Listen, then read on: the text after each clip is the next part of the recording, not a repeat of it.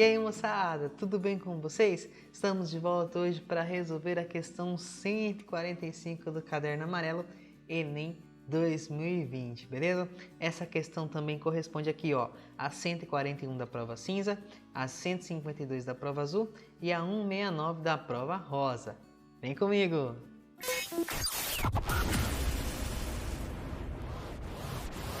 Bom, pessoal, primeira coisa então é uma leitura atenta do nosso probleminha. Então vamos lá. Um processo de aeração que consiste na introdução de ar num líquido acontece do seguinte modo. Uma bomba B, está aqui a nossa bomba B, retira o líquido do tanque T1 e o faz passar pelo aerador A1, que aumenta o volume do líquido em 15%. Então, pausinha aqui. Olha só, nós temos aqui uma certa quantidade de líquido, beleza? Esse líquido aqui, ele é puxado pela bomba B aqui, e ele chega aqui no aerador A1. E aqui ele sofre um aumento de volume de 15%. Então aqui, mais 15%. Beleza?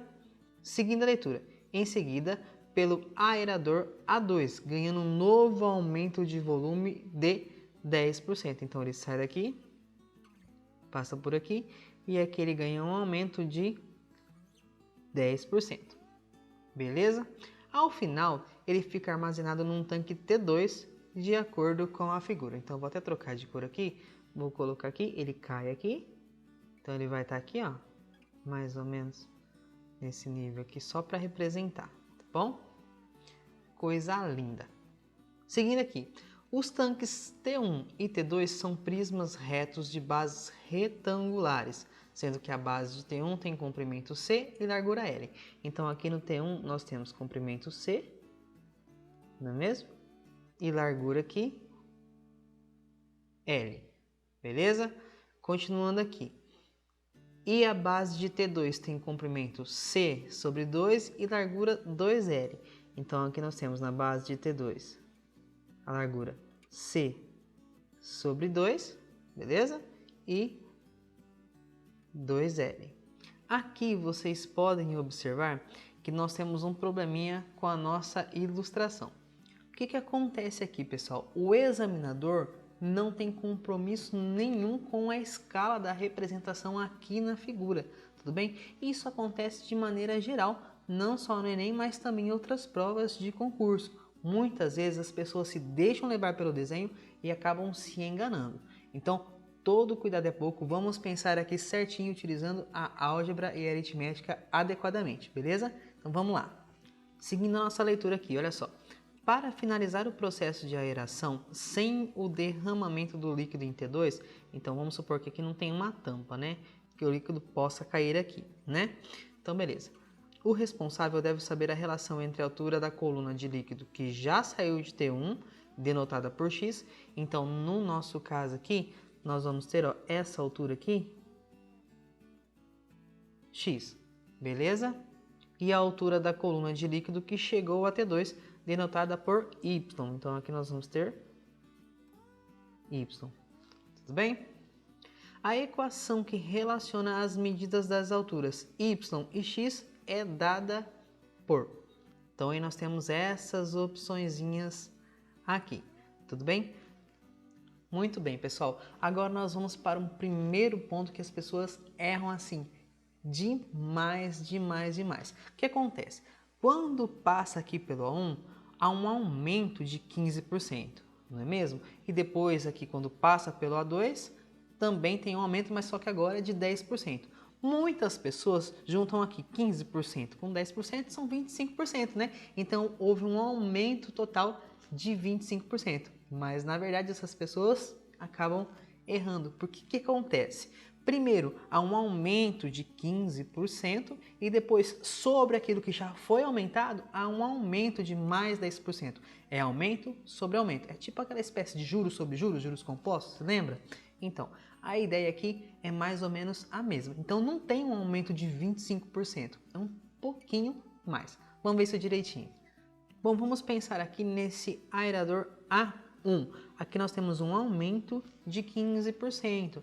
Mas pense aí comigo, quando a gente fala de um total, na verdade a gente está se referindo aqui a 100%, não é mesmo? Aumentar 15% significa aqui, ó, adicionar a esse 100% mais esse 15%, não é mesmo? E aqui nós vamos ter um novo total, que é o 115%. E esse 115% a gente consegue escrever de maneiras diferentes. Uma delas, por exemplo, é 115 sobre 100. Na fração aqui, né? Beleza. E se a gente dividir, a gente ainda tem que isso daqui é a mesma coisa que 1,15. Beleza? Então, aumentar 15% de algo é multiplicar esse algo pelo fator 1,15. Tudo bem? Então, isso aqui seria aumentar 15%. Para o aerador A2, a gente pode pensar da mesma maneira. Então, aumentar 10% significa multiplicar aqui por 1,10. Tudo bem?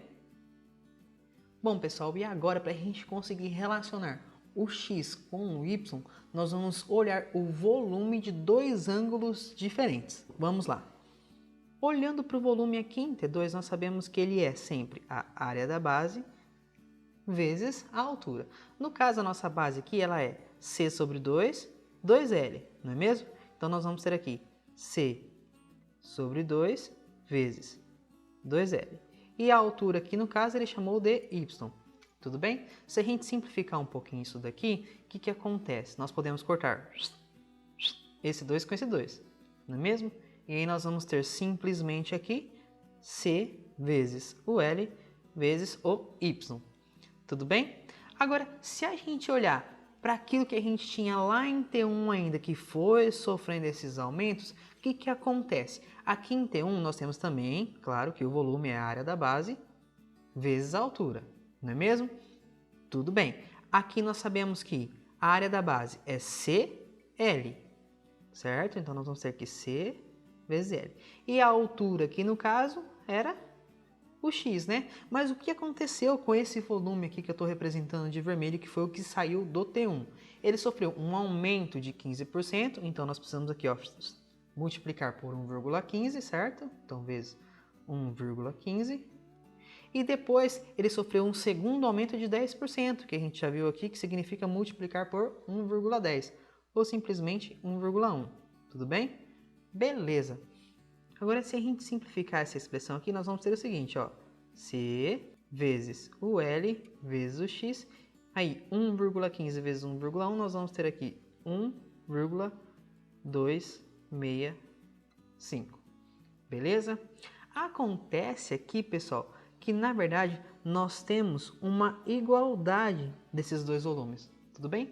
Porque o que chegou aqui em T2, na verdade, é o que saiu de T1 sofrendo os aumentos que a gente colocou aqui. Tudo bem? Então aqui nós temos uma igualdade entre esses dois volumes. E aqui a gente consegue relacionar o x com o y. Como, professor? Olha só, veja só. Nós temos aqui, ó, esse C e esse C. Então nós podemos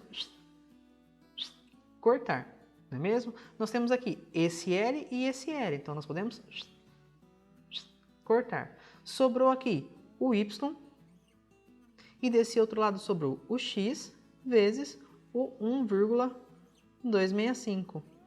E aí a gente pode reescrever isso aqui de uma maneira que a gente está acostumado, né? O y então vai ficar igual a 1,265x.